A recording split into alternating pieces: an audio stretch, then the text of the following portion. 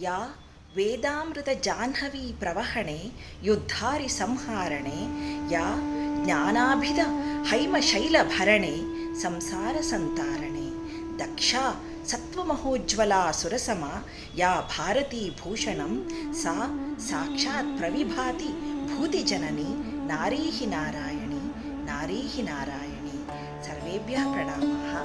नारी टु नारायणी, नारीतः नारायणी इति सुमहान् कार्यक्रमविशेषः नवदेहल्यां विज्ञानभवने मार्च् मासे 7 8 यावत् भविष्यति।